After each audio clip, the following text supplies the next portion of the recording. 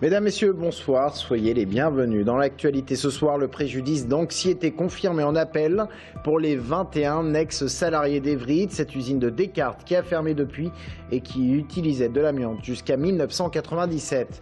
On reviendra ce soir sur Chinon qui votait hier un budget en déséquilibre, c'est pourtant interdit. La ville de Chinon est en état de quasi-faillite. Et puis, focus sur les inscriptions en maternelle. Elles ont commencé pour la saison prochaine. Illustration à Tours ce soir.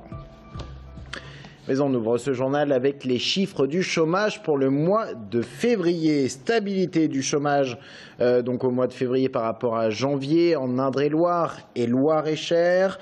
C'est mieux que les moyennes nationales et régionales. En Touraine, légère hausse du chômage pour les moins de 25 ans. L'Indre-et-Loire où l'on frôle toujours la barre des 30 000 chômeurs, 29 500 exactement. Dans l'actualité également, les soutiens nationaux à gauche qui se multiplient dans le cadre des départementales. Manuel Valls, le Premier ministre, est en meeting demain soir à l'hôtel de ville de Tours. Marisol Touraine, ministre de la Santé, fait également le déplacement. Et aujourd'hui, c'est Jean-Luc Benamias, ex-vice-président du MoDem et président fondateur du Front démocrate, qui vient en soutien au binôme du centre et de la gauche sur les cantons de Tours-Est et de Tours-Ouest. Dominique Lemoine, Florence Julian, à l'ouest Fanny Souville et Nicolas Gautreau. Une réunion est prévue à 19 h au hall de Tours. Nous retrouvons en direct depuis la rue nationale Jean-Luc Benamias. Bonsoir et merci de répondre à nos questions. Manuel Valls demain, vous aujourd'hui, des soutiens nationaux de gauche qui viennent en Indre-et-Loire dans un département qui a l'air perdu pour la gauche, c'est en tout cas l'opinion de nombreux analystes et politiques. Est-ce que vous ne perdez pas votre temps à venir en Indre-et-Loire alors qu'il y a des départements où les rapports gauche-droite sont beaucoup plus serrés ? Je ne perds pas mon temps pour une double raison, parce que d'abord les élections, il y a un second tour, ne sont jamais perdues, que les équilibres sont des équilibres relativement instables, comme on peut le voir, et que surtout sur la ville de Tours, j'ai un candidat du Front démocrate écologique et social qui est en capacité de l'emporter au second tour. Donc je suis venu ici ce soir soutenir l'ensemble des candidats de gauche encore présents au second tour sur l'Indre-et-Loire, je dis bien l'ensemble, au nom des démocrates, des écologistes, et aussi, là où la gauche n'est pas encore présente, soutenir tous les républicains là où il y a des risques d'élection du Front National. Vous voyez, les choses sont simples. On ne perd pas son temps en faisant ça. Donc, surtout, par exemple, rien n'est joué, c'est ce que vous dites. Rien n'est joué. Enfin, les deux candidats les deux binômes dont vous avez cité le nom sont on va dire, en ballottage favorable. Et les deux autres, me semble-t-il, aussi. Donc, sur Tours, les choses sont extrêmement ouvertes pour ce que j'appelle le camp progressiste, écologiste et démocrate. Jean-Luc Benamias, une dernière question. Vous avez quitté le MoDem pour fonder le Front démocrate, résolument tourné vers la gauche. Ce n'est pas le cas du MoDem qui est en train de se retourner vers le centre-droit, en tout cas. Enfin, cela dépend des départements, puisqu'en Indre-et-Loire, le MoDem regarde clairement à gauche. Est-ce que vous appelez ces membres à rejoindre votre formation politique ? Non, si les gens ont envie de quitter le MoDem, c'est leur affaire. Vous savez, le centre-droit n'est pas l'ennemi du Front démocrate. Le centre-droit, je considère que c'est républicain. Voilà, les jeux républicains en France sont très ouverts. Voilà, non, je ne cherche à faire aucun prosélytisme à ce niveau-là. Simplement, on a un pays où, malheureusement, dans 43 départements de ce pays, le Front national est arrivé en tête. C'est beaucoup trop, et c'est là l'urgence. Voilà, pour le reste, que la gauche existe, évidemment, je soutiens tout cela. Je soutiens évidemment le président de la République et le Premier ministre qui vient demain à Tours. Mais sur le reste, voilà, les gens voient, et notamment ceux qui sont encore au MoDem, je sais qu'au MoDem d'Indre-et-Loire, ils sont plutôt proches du centre-gauche. S'ils ont envie de nous rejoindre, ils sont les bienvenus. Jean-Luc Benamias, on va vous laisser rejoindre les halles de Tours. Vous allez tenir une réunion publique dans quelques instants. Merci beaucoup d'avoir répondu à nos questions. Et merci à Anaïs Michaud qui a réalisé ce direct.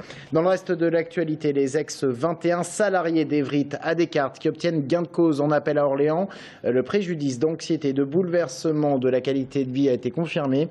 Ils ont travaillé jusqu'en 1997 avec l'amiante. Ils n'ont pas pour le moment développé de maladie, mais pourraient être atteints dans un avenir proche. Les explications, Audrey Champigny. C'est une première victoire pour une vingtaine d'ex-salariés de l'ancienne usine Evry de Descartes. La justice vient de leur donner gain de cause dans leur combat contre l'amiante en reconnaissant le préjudice d'anxiété. Roger et Gustave, eux, ont passé près de 40 ans à travailler à l'usine. 40 ans pendant lesquels ils étaient amenés à respirer de l'amiante tous les jours en manipulant les tôles, ardoises et moulages qu'ils fabriquaient. Pour Roger, cette décision est évidemment un soulagement, mais les effets de l'amiante, lui, il les vit au quotidien, même s'il reste philosophe. Oui, moi je suis reconnu en maladie professionnelle, j'ai des plaques pleurales, des calcifications, bon, mais on vit avec. Il ne faut pas se poser de questions parce que sinon, souvent, ça déclenche après des choses plus graves. Et puis bon, on sait que moi, ce que je dis, je suis parti à 51 ans, j'en ai 66. Ben, j'aurais toujours profité de ça, quoi. S'il m'arrive un pépin, et ben voilà, quoi. En décembre 2013, un premier jugement rendu par le Conseil des prud'hommes de Tours condamne Saint-Gobain, la maison mère, à verser 16 000 € par plaignant au nom du préjudice d'anxiété.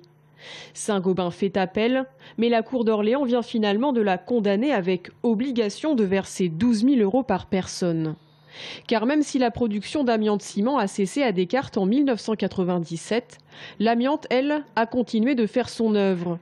22 décès, plus de 70 cas reconnus de maladies professionnelles. L'angoisse est donc toujours présente, car les maladies liées à l'amiante peuvent se déclarer 20 ou 30 ans après l'exposition. Il y a toujours cette épée de Damoclès qui est là, qui veut dire, bon, même si dans un premier temps, nous, on n'est pas reconnu malade de l'amiante, il n'en reste pas moins vrai que bon, on se fait pas, faut pas trop rêver, hein, tôt ou tard, malheureusement on fera comme les camarades, hein, on n'est pas. Le 2 avril prochain, la Cour d'appel d'Orléans devrait statuer sur 14 autres anciens salariés, également au nom du préjudice d'anxiété. Et puis on a appris aujourd'hui par la Nouvelle République, les policiers de la brigade des stupes de Tours ont découvert 83 pieds de cannabis dans l'appartement d'un jeune homme de 24 ans. Toute une pièce était consacrée à la culture d'herbe destinée notamment à la revente. Le jeune homme a été placé en garde à vue et sera présenté à la justice en juillet prochain sur le principe du plaidé coupable. On revient sur cette information que nous vous dévoilions hier soir. Les conseillers municipaux, toutes tendances confondues, de la ville de Chinon ont voté hier soir un budget en déficit. C'est pourtant interdit pour une collectivité locale, mais il s'agit d'un coup politique et médiatique du maire pour interpeller l'État. En cause, l'explosion des taux d'intérêt d'un emprunt toxique indexé sur le franc suisse et qui se traduit rien que pour 2015 par des intérêts supplémentaires de 700 000 €. Anaïs Michaud. Y a-t-il des avis contraires, des abstentions, des approbations ? Eh bien, je vous remercie. Unanime pour ce budget en déséquilibre. C'est illégal, tant mieux. Opposition et majorité ont choisi de s'associer pour cet acte de rébellion républicaine. Objectif : taper du poing sur la table pour que l'État prenne ses responsabilités, s'associe à notre situation et nous soutienne, car en fait l'État a une part de responsabilité dans la situation qui a été provoquée par ces emprunts toxiques, puisque c'est une banque d'État qui avait proposé cet emprunt avec un taux vraiment extrêmement aléatoire et aujourd'hui prohibitif. Un emprunt contracté par la ville à la banque Dexia en 2007 à un taux de 3,9%. Étant indexé sur le cours du franc suisse, il a atteint aujourd'hui des sommets, 27,4%. Pour se désengager de cet emprunt toxique qui court jusqu'en 2029, il faudrait solder les 2,5 millions de dettes et s'acquitter de 9 millions d'euros de pénalités. Chinon se retrouve donc dans l'impasse. Les charges de salaire sont incompressibles puisque vous savez que je ne peux pas licencier du personnel, donc ils sont présents et on les conserve. Donc je ne peux jouer que sur les charges de fonctionnement annexes. Lorsqu'on a révisé ces assurances, qu'on a gratté dans tous les postes, après on a juste des dépenses qu'on peut complètement sabrer, c'est-à-dire la culture n'existe plus, on enlève la programmation culturelle, il n'y aura plus d'événements culturels à Chinon, on décide de ne plus faire de soutien aux associations, on enlève tous les financements aux associations sportives, donc on peut sabrer évidemment, mais à ce moment-là il n'y a plus de vie du tout. Reste la solution de la fiscalité, mais à Chinon, il n'en est pas question. Il faudra augmenter les impôts de 10%, c'est impossible dans une commune où déjà ils sont supérieurs de 30% à la moyenne du département. Si rien n'est fait par la commune et que l'État ne se saisit pas du dossier, Chinon risque la mise sous tutelle. On revient sur la politique et les départementales avec ce soir notre débat d'entre-deux tours consacré au Loir-et-Cher. 3 invités représentant les 3 forces politiques en compétition pour ce second tour. L'UMP Nicolas Perruchot pour le rassemblement UPLC, Gilles Clément pour le Parti Socialiste et ses alliés et puis Michel Chassier pour le FN. On va écouter un extrait, il porte sur le 3e tour avec une passe d'armes entre l'UMP et le PS sur le poste de président du Loir-et-Cher. Un front anti-Maurice Leroy a l'air de se dessiner sur fond d'alliance entre la gauche et certains élus sans étiquette. Extrait. Voilà. S'il y a la possibilité de soutenir quelqu'un qui prend la place de Maurice Leroy, Jean-Luc Brault ou quelqu'un d'autre, nous ne nous priverons pas. Il y a la division à droite, il y a évidemment le redécoupage des cantons qui a amené finalement la gauche à mieux résister que ce qu'on pouvait imaginer. Il y a l'arrivée du FN dans 11 cantons sur 15 au second tour qui évidemment là aussi donne une lisibilité un peu plus compliquée pour ce scrutin et met à mon avis en péril la majorité demain. Et il y a, puisque Gilles Clément nous l'a dit, il y a manifestement des accords qu'on ne connaît pas qui sont sous la table. Je pense que tout ça n'est pas très clair et en réalité ce qu'il faut c'est faire en sorte que la majorité soit reconduite pour qu'on maintienne une politique. Allez, ce sera votre dernier mot. Et c'est à voir donc ce soir à 19h30 et 22h30 et c'est présenté par Sabrina Meloult. C'est d'actualité, les inscriptions en maternelle ou les prises de rendez-vous en vue d'une inscription. Tout cela est lancé pour la saison prochaine, pour l'année scolaire prochaine. À Tours, il faut caser 3700 maternelles dans 34 écoles. Et vous allez le voir, il n'y a pas forcément de sectorisation, ce sont les directeurs d'école qui sont chargés des inscriptions, si bien que la FCPE réclame à ce que cette gestion revienne à la municipalité. Romain Delville. 3-2-1, c'est parti les inscriptions ou plutôt les rendez-vous pour les inscriptions dans les écoles maternelles Tourangelle. 34 établissements accueillent les tout nouveaux élèves et l'adjointe à l'éducation se veut rassurante. Il y aura de la place pour tout le monde. Sur une année, on a à peu près 10 cas litigieux dans le sens où les parents n'ont pas réussi à avoir l'école qu'ils souhaitaient. Voilà. Mais c'est 10 sur 9200 enfants qui sont scolarisés. Il y en a 3700 en maternelle, le reste en élémentaire, donc c'est minime. Donc tout le monde a de la place dans toutes les écoles de la ville de Tours.